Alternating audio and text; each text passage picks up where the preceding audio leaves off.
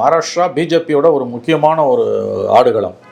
அங்கேருந்து அவங்களுக்கு வந்து கடந்த பல 3-4 தேர்தல்களில் வந்து அதுவும் 2019 48 சீட்டில் 39 சீட் ஜெயிச்சாங்க.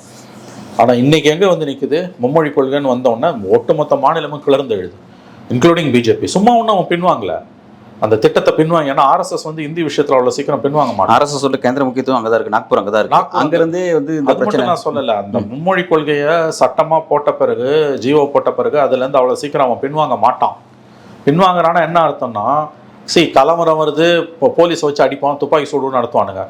பயம் அது இல்லை அவங்களுக்கு. அதை பற்றிலாம் மக்கள் சாவறதை பற்றிலாம் அவங்களுக்கு கவலை கிடையாது. இது தமிழ்நாட்டில் எத்தனை பேர் சுட்டு கொண்டானுங்க 65. அது கிடையாது அவன் கவலை.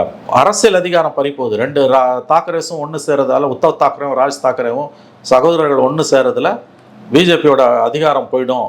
29 டப்பா டான்ஸ்ன்னு தெரிஞ்சிச்சு.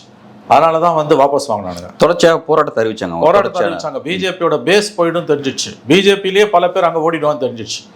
அதனால தான் வாபஸ் வாங்கினான். பிஜேபியை பொறுத்த வரைக்கும் எந்த பஞ்சமாக பாதகத்தையும் எப்போ வாபஸ் வாங்குவாங்கன்னா, அரசியல் அதிகாரம் கையை விட்டு போயிடும் தெரிஞ்சா உடனே வாபஸ் வாங்கிடும்.